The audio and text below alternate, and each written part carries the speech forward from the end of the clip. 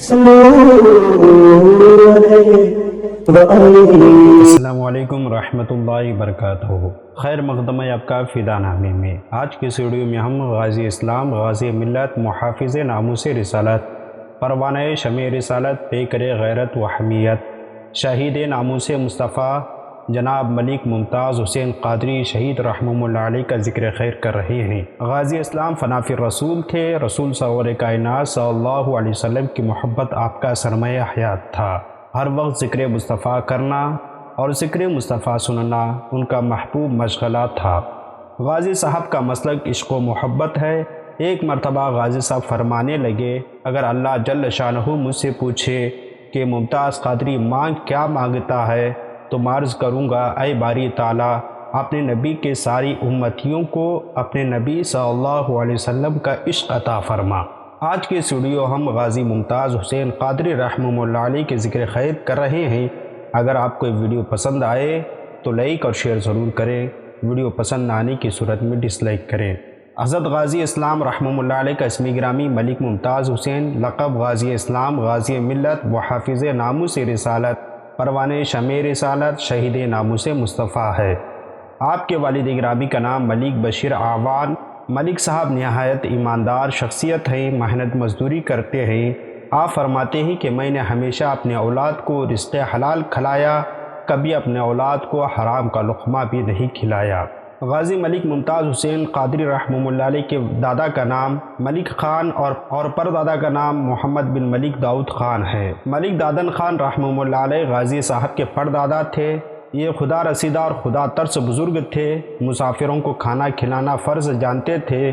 آج بھی لوگ ان کی پرہیزگاری و سخاوت کا ذکر کرتے ہیں اور قدر کی نگاہ سے دیکھتے ہیں۔ ان کا مزار شریف اسلام آباد میں کھڈا مارکیٹ کے ساتھ CDA کی عمارت کے عقب میں واقع ہے۔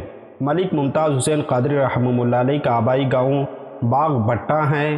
باغ بٹہ موجودہ آب پارہ کے قریب واقع تھا۔ اسلام آباد کی تعمیر کی غرض سے حکومت نے سب دیہاتوں کو منہدم کر کے ان دیہاتوں کے مکینوں کو بے دخل کر دیا تھا۔ غازی ملک ممتاز حسین رحمہ اللہ علیہ نسباً قطب شاہی اعوان سے ہیں۔ آپ کا سلسلہ نسب حضرت محمد بن حنفیہ بن مولا علی کرم اللہ وجہہ الکریم تک پہنچتا ہے۔ قطب شاہی اعوان برادری میں بڑے بڑے اولیاء اور نامور سپاہ سالار پیدا ہوتے رہے ہیں۔ غازی اسلام کی ولادت باسعادت بروز منگل 8 ربیع الاول 1405 ہجری مطابق 1 جنوری 1985 کو صادق آباد کے علاقے مسلم ٹاؤن راولپنڈی پاکستان میں ہوئی۔ غازی صاحب کے والد فرماتے ہیں کہ ممتاز کی ولادت سے 2 سال قبل میں نے ایک عجیب واقعہ دیکھا۔ میرا معمول تھا کہ میں رات کے پچھلے پہر اٹھ کر تہجد کی نماز ادا کیا کرتا تھا، اور اس مقصد کے لیے ہمارے گھر کا ایک کوہنا مختص تھا جہاں مصلی بچھا ہوتا تھا۔ جس نے گھر والوں میں سے نماز ادا کرنی ہوتی وہ اسی جگہ نماز ادا کرتا۔ ایک رات میں بیدار ہوا، نماز کے لیے مذکورہ گوشے میں پہنچا تو دیکھا کہ ایک نورانی شخصیت اس مصلی پر نماز ادا کر رہی ہے۔ میں انہیں دیکھنے لگا، انہوں نے نماز مکمل کی اور خاموشی سے جانے لگے۔ اچانک واپس مڑے اور مجھے فرمایا، اس گھر کے جنوبی کونے میں ایک اللہ کا ولی پیدا ہوگا جو پوری دنیا میں اسلام کی عزت کا پرچم بلند کرے گا اور تمہارا نام روشن کرے گا۔ یہ کہتے ہوئے تشریف لے گئے۔ 2 سال بعد میرے بیٹے ممتاز حسین کی ولادت اسی جگہ ہوئی جہاں بزرگ نے نشاندہی کی تھی۔ اس واقعے کے بعد میں اس بات کو بھول گیا۔ اس وقت تک جب 4 جنوری 2011 کو سلمان تاثیر کا قتل ہوا اور سارے معاملات سامنے نکل آئے، پھر مجھے وہ بزرگ والا واقعہ یاد آیا کہ جس شخص کے متعلق اس بندے خدا نے خبر دی تھی وہ تو ممتاز حسین نکلا۔ ایک اور بات کہ غازی صاحب کی ولادت سے ہمارے گھر کے معاشی حالات بھی بہتر ہو گئے۔ غازی صاحب نے میٹرک تک تعلیم اپنے گھر کے قریب پرائیویٹ انگلش میڈیم اسکول عائشہ لاسانی پبلک اسکول مسلم ٹاؤن میں حاصل کی۔ بچپن سے ہی غازی صاحب خاموش طبع، اپنے کام سے کام رکھنے والے، بغیر کسی کی مدد کے اسکول کے تیار ہو جانا اور اپنا ہوم ورک وغیرہ کرنا۔ اسکول کے تقریبات میں نعتیں شوق سے پڑھتے تھے، نعتیہ مقابلہ جات میں حصہ بھی لیتے تھے۔ اسی طرح محلے میں جہاں کہیں نعت خوانی یا میلاد شریف کا پروگرام ہوتا تو اس میں ضرور شرکت کرتے تھے۔ میٹرک کے بعد سویڈش کالج میں الیکٹرانک کا ڈپلومہ کیا، پھر اسی دوران 2002 میں محکمہ پولیس میں بھرتی ہو گئی۔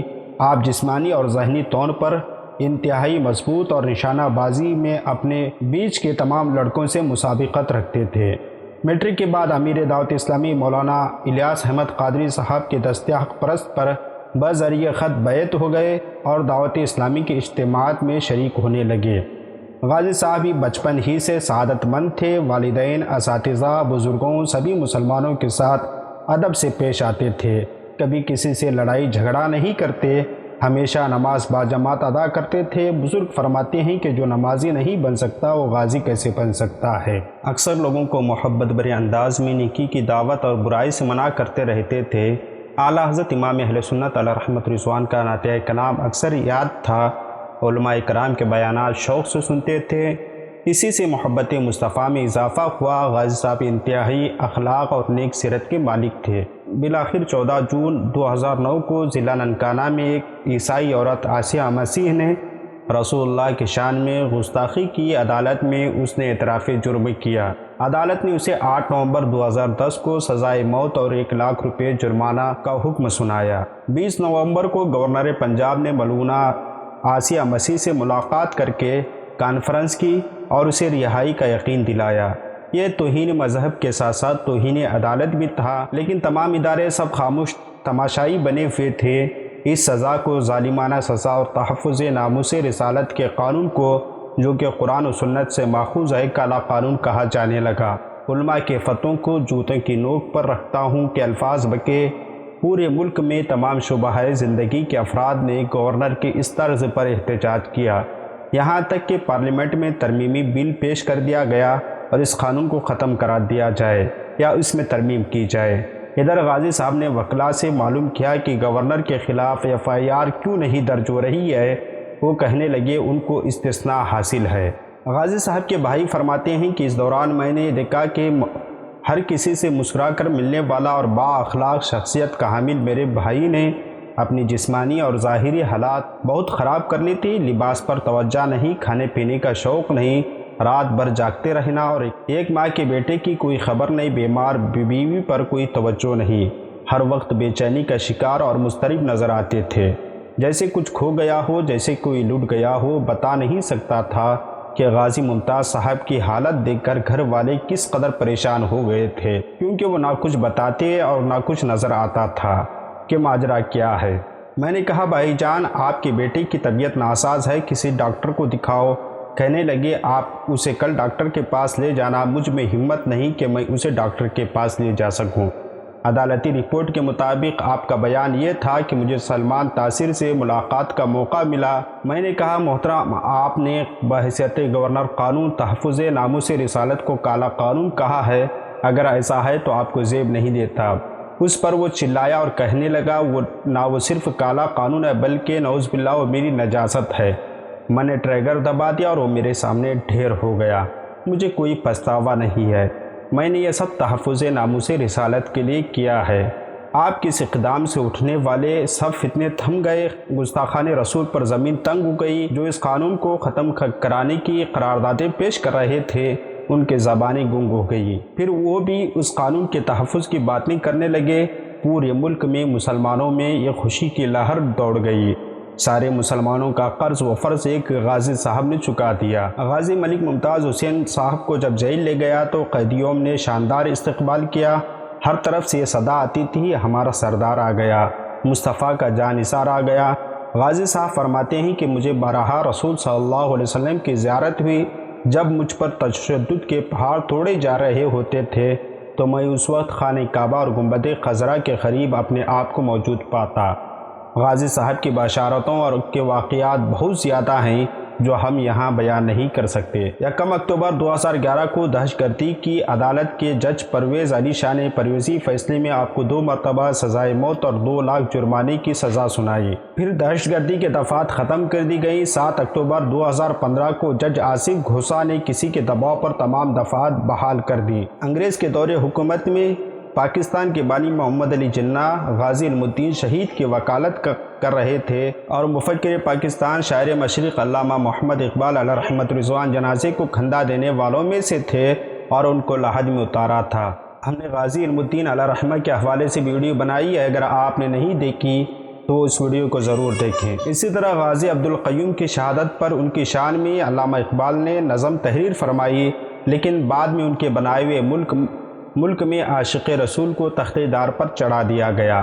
اس وقت ایک رپورٹ کے مطابق تقریباً 1400 گستاخان رسول جیلوں میں ہیں۔ واللہ عالم بالصواب۔ کسی کو اس قانون کے تحت سزا نہیں سنائی گئی۔ بالآخر عوام رد عمل کے خوف سے غازی ملک ممتاز حسین کو شہید کرنے کا منصوبہ مکمل خفیہ رکھا گیا۔ عوام اور غازی صاحب کے خاندان کو دھوکہ دیا گیا۔ پاکستان کی تاریخ میں ایسا کبھی نہیں ہوا۔ نیند کی حالت میں آپ کو بیدار کر کے بتایا گیا کہ صبح آپ کی پھانسی دی جائے گی۔ ادھر سے گھر والوں کو جھوٹ بول کر بلایا گیا کہ آپ نے گھر والوں سے ملاقات میں انہیں اطمینان کے ساتھ جھوم جھوم کر نعتیں سنائی اور بتایا کہ بیداری کی حالت میں رسول اللہ، خلفائے راشدین، غوث اعظم اور داتا حجویری کی زیارتیں ہوئی۔